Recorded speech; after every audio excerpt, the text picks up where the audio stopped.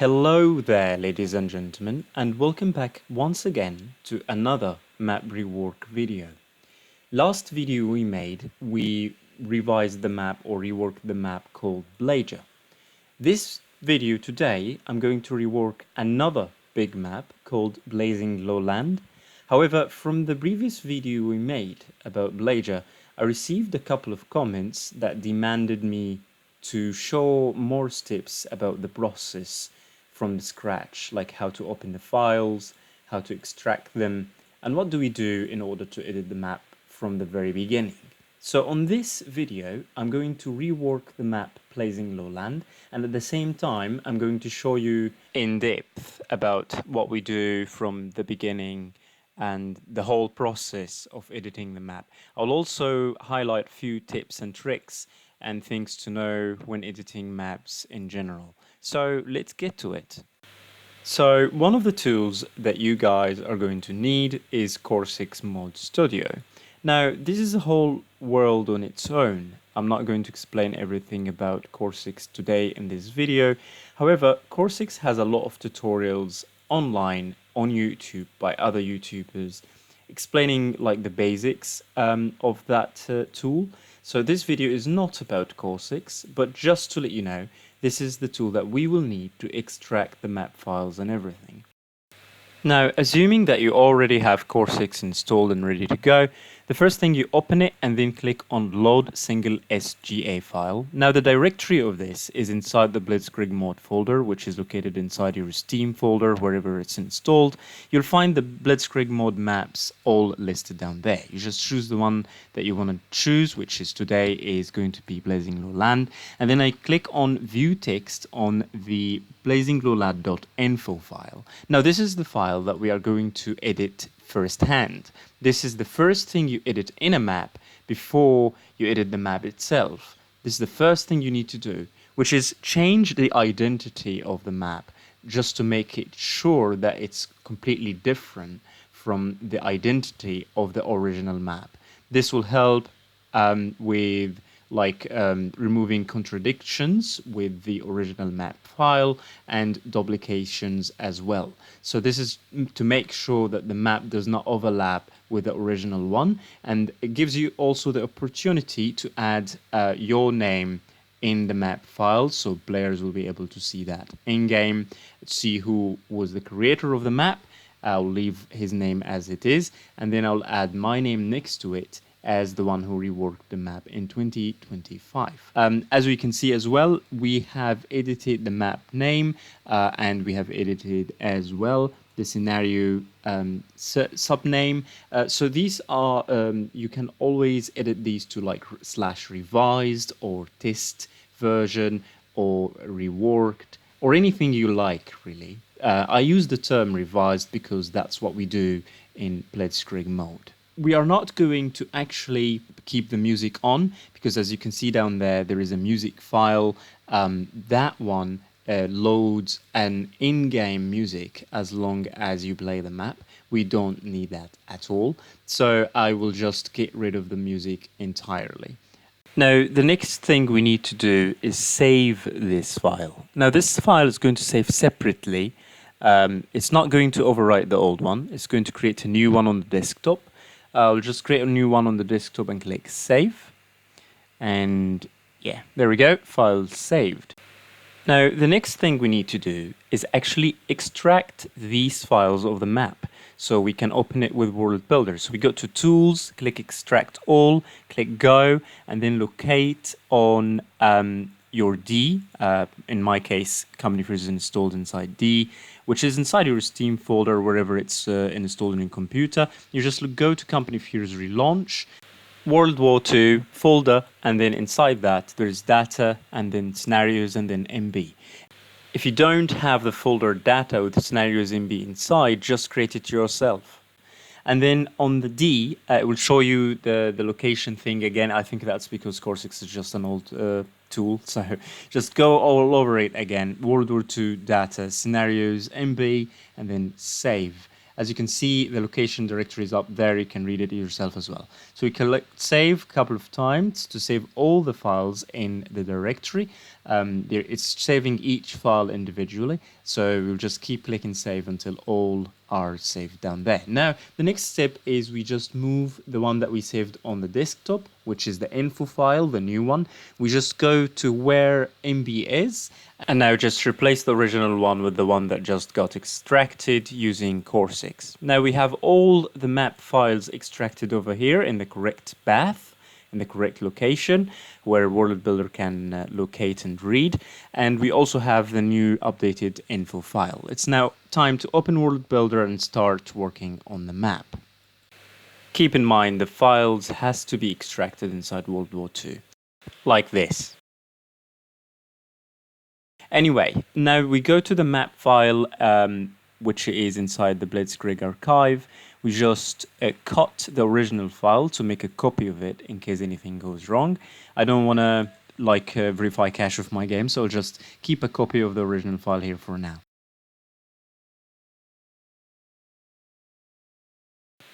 So the next thing we need to do is actually continue changing the identity of the map, because changing the identity on the info file is actually not enough. The next thing we need to do before opening WorldBuilder is change the name of each of the SGB files we extracted inside the folder MB. So each of these files will have to be renamed as well, and they will have to be quite similar in the name. So I'm going to rename each of these files into the same map name / or underscore revised. Like I said, you don't need to use the term revised. It's completely up to you. You can put like test, you can put reworked, you can put anything you want to put, really. It doesn't matter. But for me, we use the term revised because this is for Blitzkrieg Mod specifically. So I'll just use the term revised on each of these files. Remember, we are just adding the revised part to each of the files names, but we're not actually changing anything on the file name itself, just adding that part in the same format without editing the name itself. Make sure you don't accidentally delete or add anything to the actual name of the file. So after we are done with that, I'll just speak or highlight to you a few of the files, a few of the important ones that we need to keep a look for.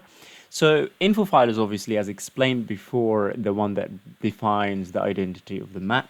Then we have the actual file that says .sgb, which is the actual map itself. The one that says the map name, just the raw map name .tga, is the actually loading screen of the map.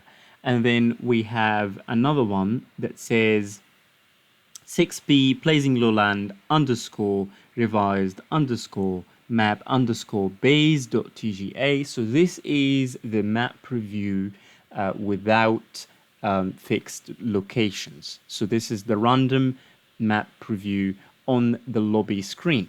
And then the one underneath it, which says slots instead of base, is the actual one that shows on the preview screen on the lobby game with fixed locations turned on. Then we have mm.tga. This is actually your tactical map, the mini map. And then we have tml.tga. That one is like the object layout of the map. So the other ones that I didn't mention, just they're not that important, so you can really ignore them. But those ones are the ones that we're going to look at, and those ones will be extremely important for us as we edit the map moving forward. Here, I'll just very quickly show you how these files actually look like using my Photoshop software. It's free to use, GIMP, by the way. I will not need this software in my map editing at all, so you don't need to obtain this software. I'm just showing you how the map files actually look like. So this is the one without fixed locations, and this is the loading screen. So this is the current loading screen. Now it's time to go ahead and launch WorldBuilder and start working on the map itself. So I'll just launch WorldBuilder from inside my Company Freeze relaunch, and then I'll click open in that directory, the MB directory inside scenarios data. I'll just load the SGB file that we extracted and wait for it to load. So now the map has loaded. So this is Blazing Lowland. It is originally a 3 versus 3 map.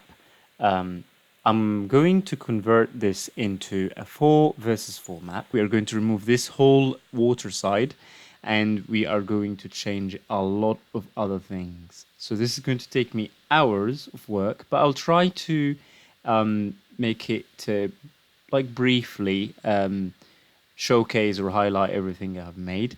But one of the very first things I like to do before I start working on the map, apart from view, snap camera to playable area, I also go to overlay and then click on toggle show playable area. This will border the play area and makes me see clearly what's inside the map and what's outside the map.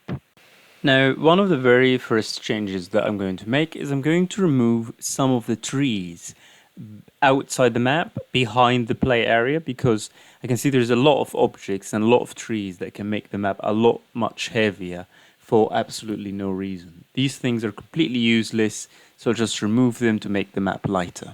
I'll do this all the way around. Now, one of the very biggest changes that we're going to make is clean the map basically from inside as well, remove unnecessary stuff, also make sure there's less trees inside the map. This bunker I'm going to remove completely because this water side is completely going to change into ground. The water and all the water will be removed, and a 4th player will be added on this side of the map. On the other corner as well, there will be an 8th player. So here I'm just going to remove the water. I'll click on water icon, select the water model and remove it completely. So this is a huge chunk of land, now completely without water. We will also remove this one because the 8th player will be on this side.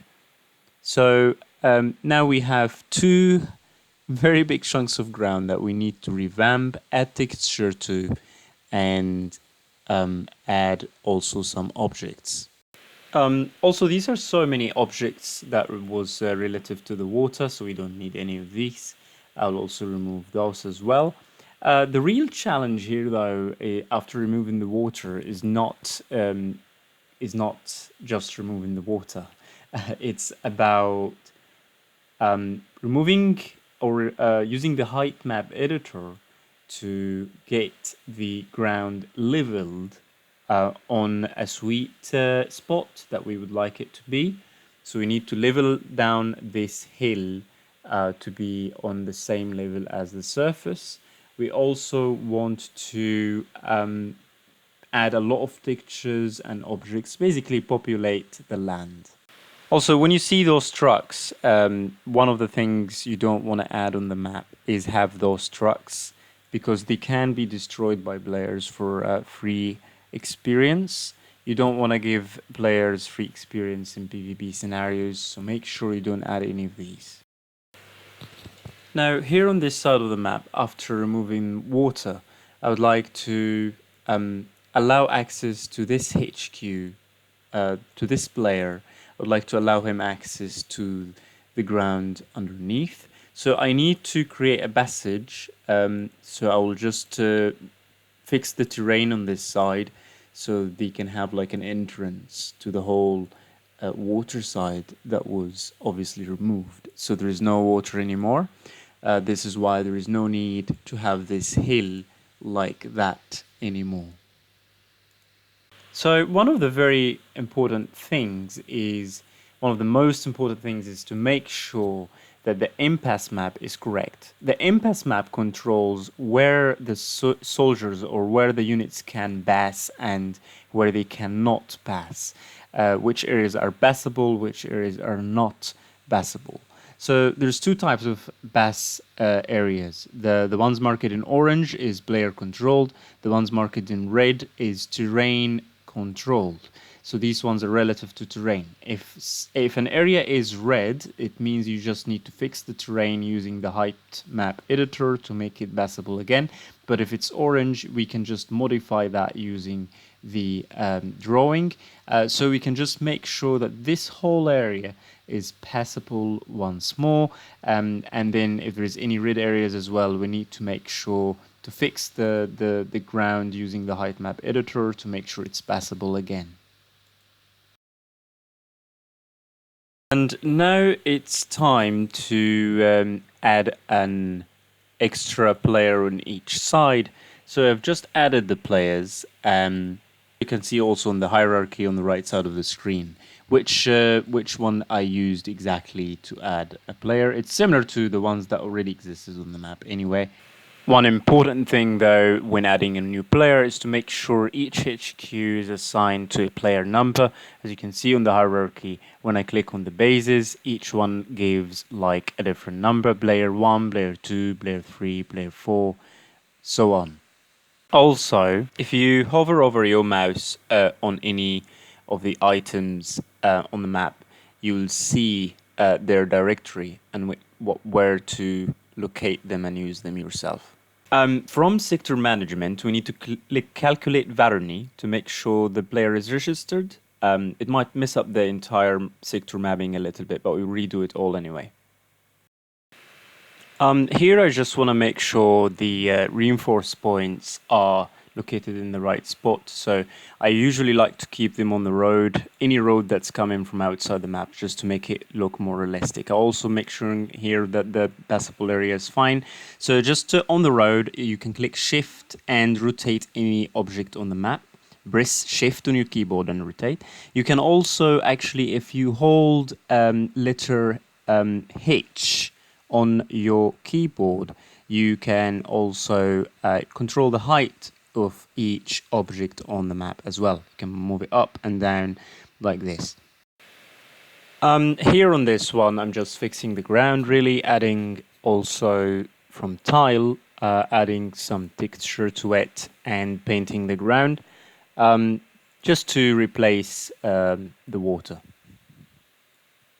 From tile though, one of the very important things to keep in mind, after finishing with the textures and everything, you need to click on layer counts and make sure that the layout of the terrain is not too heavy for the game to load. You see the squares with the red numbers all need to be green. So this is to make sure that the map is not very heavy for some computers. If there is layers over layers over layers of texture, this is going to make the map so heavy. So our goal here is to make sure all the squares are in green numbers, no red numbers at all. Now, in order to save the map properly, we need to just load a single SGA file using CoH Mod Studio, any SGA on your computer, and then from SGA Packer, just go to Browse and locate your Company Fury's Relaunch folder, which is inside your Steam, wherever it's located or installed on your computer, and then from WorldBuilder to choose Data. Now it's very important not to choose MP. If you choose MP this time, it's going to not work properly. So just click Data and then click OK. And then it will ask you where you want to save the SGA file. So this is going to be in your My Documents folder, right next to your subscriptions from the Company Fury's One workshop, but not inside it though, just outside of that. And then you just name the map file, the SGA file. Well, in this case, because we reworked Blazing Lowland, it's going to be 8p. No, so not 6p anymore. 8p Blazing Lowland _ reworked. Obviously, that's the map name that we revised. In your case, it's going to be the map that you are working on, the map name that you're working on. So that could be Declare or anything else. And then you click Save and then click on Create. That's it so far. This map and Plagia will be the pinnacle of all the reworks I made.